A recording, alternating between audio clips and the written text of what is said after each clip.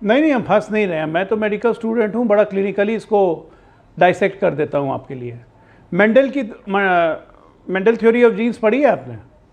7 पुश्त पीछे तक जाती है, यहाँ 4 ही पुश्त पीछे चलते हैं। नेहरू जी से शुरू करते हैं। पहला सरेंडर मुस्लिम लीग के सामने सरेंडर प्रधानमंत्री बनने की इच्छा में, भारत के 2 टुकड़े, भारत और पाकिस्तान। दूसरा सरेंडर 1948, जब कबायलियों को खदेड़ा जा रहा था, जम्मू कश्मीर के 1/3 हिस्से को छोड़ दिया, पीओके बन गया, दूसरा सरेंडर। तीसरा सरेंडर यूएनएससी में परमानेंट जगह मिल रही थी, नेशनल सिक्योरिटी काउंसिल में चाइना का नाम आगे कर दिया, तीसरा सरेंडर। चौथा सरेंडर तिब्बत को रिकॉग्नाइज कर लिया, डिस्प्यूटेड पार्ट चाइना से बॉर्डर बना लिया, चौथा सरेंडर। पांचवा सरेंडर 1962 में कैनेडी को चिट्ठी लिखा कि भारतीय एयरफोर्स की मदद के लिए अपने पायलट भेजिए। नेहरू जी का डॉक्यूमेंटेड फैक्ट है, एक भी फैक्ट गलत नहीं। पांचवा सरेंडर। छठा सरेंडर, इससे कमजोर प्रधानमंत्री कभी नहीं हो सकता है कि भारत चीन का युद्ध चल रहा हो और अपनी सेना को, अपनी इंडियन एयरफोर्स को चाइनीज सोल्जर्स पे अटैक करने के लिए मना कर दिया। और पार्लियामेंट में जवाब दिया, वाजपेयी जी ने जब स्पेशल सेशन का कॉल किया था, पार्लियामेंट में जवाब दिया कि मैंने ऐसा इसलिए किया क्योंकि अगर मैं इंडियन एयरफोर्स को घुसाता तो हमारे में चीन और घुस जाता, जो कि ऑलरेडी असम तक घुस चुका है। मर्द छोड़ दिया हमारे सोल्जर्स को। 1965 छठा सरेंडर, जीत गए थे हम, हाजी पीर का एरिया जीत चुके थे, उसको वापस कर दिया, शाबाश। अपने कुछ एरियाज वापस नहीं लिए, ना पीओके लिया।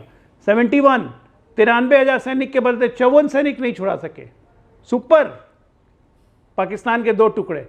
शिमला समझौता, कोई फर्क नहीं, टोटल सरेंडर। हम ऑलरेडी लाहौर तक घुस चुके थे, हम ऑलरेडी गुजरात के एक जिला बहावलपुर को कब्जा कर चुके थे, सब वापस कर दिया।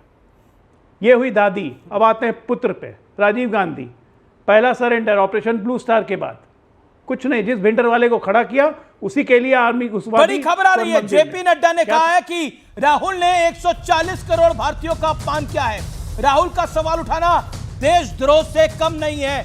तो लंगड़े घोड़े और बारात वाले घोड़ों से आपकी कहानी, दीपक झा आप कांग्रेस की प्रवक्ता हैं, ऑफिशियल, लंगड़े घोड़े और बारात वाले घोड़ों से आपकी कहानी ये सरेंडर के बवंडर तक क्यों जा पहुंची? देखिए अमीश जी, ये भाजपा की वेबसाइट से निकाला हुआ पेज है, आर्टिकल है। भाजपा ने लिखा यहाँ पे कि 1962 में जब युद्ध हो रहा था तो जनसंघ ने महत्वपूर्ण मुद्दों पर राष्ट्रीय सुरक्षा पर नेहरू की नीतियों का डटकर विरोध किया। ये स्पष्ट लिखा है भाजपा की वेबसाइट में। तब ये देशद्रोही नहीं थे क्या? तब ये 1962 में देशद्रोही नहीं थे देशद्रोही, क्योंकि अगर युद्ध चल रहा हो और इंडियन एयरफोर्स को मना किया जाए, इंडियन एयरफोर्स को मना किया जाए कि जो युद्ध कर रहा है उस पर अटैक नहीं करो, तो देशद्रोह वो होता है। आप लोगों को, मैं हैसियत पे नहीं, सच्चाई कह रहा हूँ, थोड़ा सुनना चाहिए, इसीलिए क्या ये सही नहीं है कि इंडियन एयरफोर्स को मना किया गया था 62 के युद्ध में? अमित जी आप भी बता दीजिए। कॉन्ट्रोवर्शियल है क्या आपको लगता है? एक सेकंड, दीपक झा, भाजपा की वेबसाइट पे लिखा हुआ है। दीपक आप भारतीय जनता पार्टी की वेबसाइट आजकल पढ़ रहे हैं, मेरे को इसकी जानकारी नहीं है, लेकिन मैं एक प्रश्न आपसे पूछता हूं, क्या आपको लगता है देश का प्रधानमंत्री सरेंडर करके आया पाकिस्तान के सामने? अब देखिए, और मैं आपको बताऊं और दिखाऊंगा मैं आपको एक लाइव प्रूफ।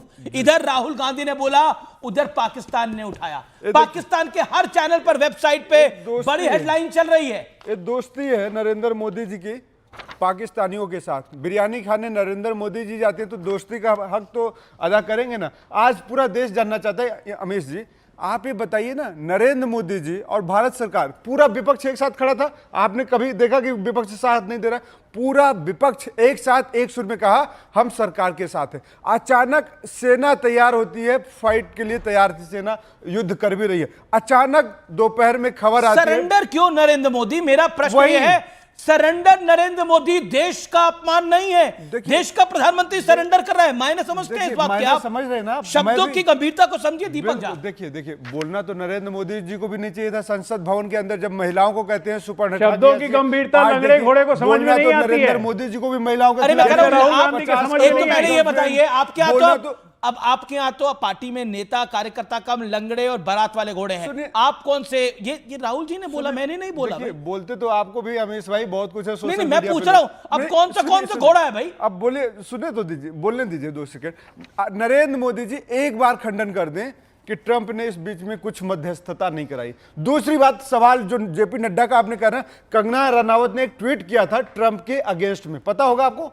आपने देखा भी तो, ट्वीट पढ़ा भी था, लेकिन वो ट्वीट क्यों डिलीट करवाया, क्यों करवाया गया? कंगना रनावत ने ट्वीट के बदले कहा था कि मुझे जेपी नड्डा जी ने फोन करके कहा इस ट्वीट को डिलीट कर दीजिए। एक महिला सांसद की क्या इतनी हैसियत नहीं होती, वो अपने मन की बात अजय लोग बताइए, जवाब।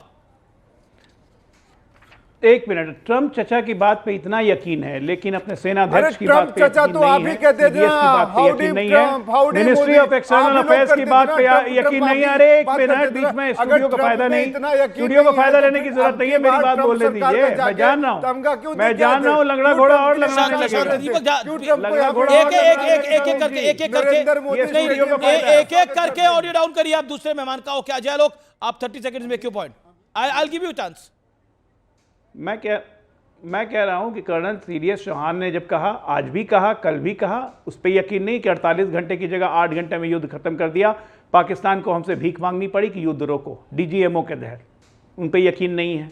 मिनिस्ट्री ऑफ एक्सटर्नल अफेयर्स ने 2 बार स्टेटमेंट दिया, उन पर यकीन नहीं है। विक्रम मिस्त्री ने 3 बार स्टेटमेंट दिया, उन पर यकीन नहीं है। प्रधानमंत्री ने देर राष्ट्र को संबोधन किया, उसके बाद कम से कम 6 बार संबोधन कर चुके हैं, उन पर यकीन नहीं है। किस पे यकीन है बाबू?